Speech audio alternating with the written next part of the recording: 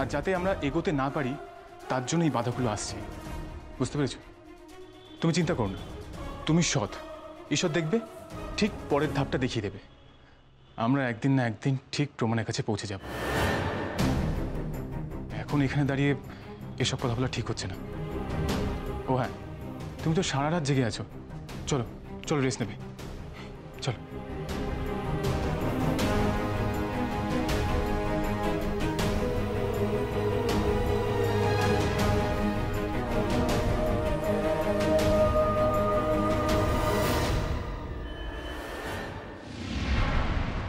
খুব তো বড় মুখ করে বলেছিলি যে আমি আমার বরের মতো শেখরের কথায় নাচবো না, কি আসল নতুন বউ সেটা যাচাই করে নেবো।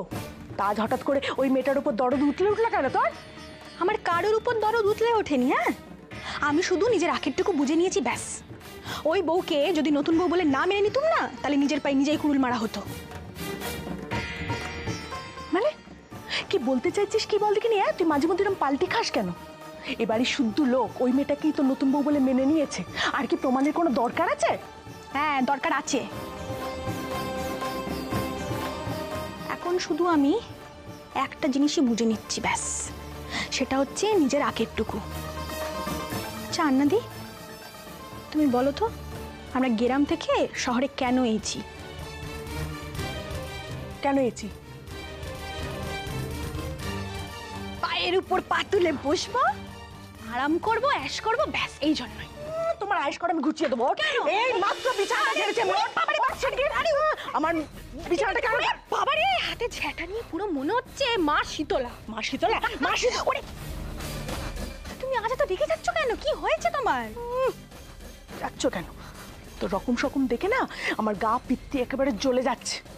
তুই তো বলেছিলি যেদিকে পাল্লা ভারী আমরা সেই দিকেই ভিড়বো। তো এখন তো বাড়ি শুদ্ধ লোক ওই মেয়েটাকে নতুন বউ বলে মেনে নিয়েছে, তুই উল্টো কথা কইছিস কেন? এ বাড়ির লোক যদি জানতে পারে না ওই মেয়েকে আমরা নতুন বউ না বলে অন্য কাউকে বলছি, তাহলে বাড়িতে টাকা যাবে না, বুঝলি? হ্যাঁ, ওর বাপের পয়সা আয়েশ করা ঘুচে যাবে একেবারে। শেখরদার কি এখন কম পয়সা নাকি? হ্যাঁ বলো তো। শোনো, ওই 100 ভাগ জোর দিয়ে কেউ বলতে পারবে না কে নতুন বউ। সেই জন্যে যদি গাছের খেতে হয় আর তলারও কুড়াতে হয়, তাহলে দুদিকেই তালে রেখে চলতে হবে, ব্যাস। বুঝেছো? মিনু, তুই তো ঠিক কথা বলেছিস। তুই আসলে সবসময় ঠিক কথাই বলিস। মিনু সবসময় ঠিক কথাই বলে, বুঝেছো? নাও নাও, চলো, তুমি একটু অ্যাশ করে নাও। আরে এসো তো। কি করবো? আরে পা তুলে বসো না। পা তুলে?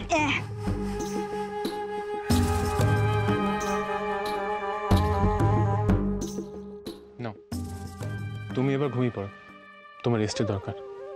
না গিয়ে ভূত, যতক্ষণ নয় মেয়েটার মুখোশ আমি খুলতে পারছি, আমি খেতে ঘুমাতে কোনোটাই করতে পারবো না। তুমি এবার বলো আমরা কি করব, আমাদের নেক্সট প্ল্যানটা কি হবে?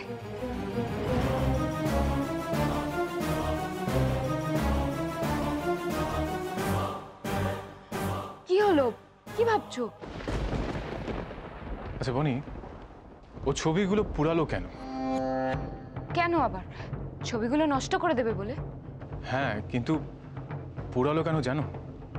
যাতে ওই ছবিগুলো নিয়ে গিয়ে ওর পুরনো পাড়াতে আমরা খোঁজখবর না করতে পারি। কিন্তু আমরা যে এই কারণে ছবিগুলো খুঁজছিলাম সেটাও জানলো কি করে? রাইট, সেটাও জানলো কি করে? আর জেনে গেছে বলেই কিন্তু প্রমাণ লোপাটের জন্য সবকটা পুড়িয়ে দিল। তার মানে তুমি বলতে চাইছো যে ও আমাদের প্ল্যানিংটা জেনেই এই কাজটা করেছে? কিন্তু ও আমাদের প্ল্যানটা জানবে কি করে?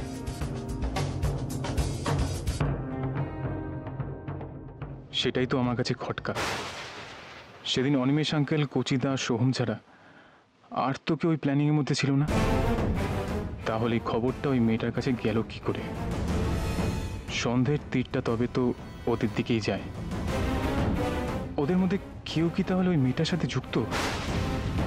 কিন্তু বনিকে আমার সন্দেহের কথাটা বললে ও যদি আরো পাজল হয়ে যায়, কি করা যায় এখন?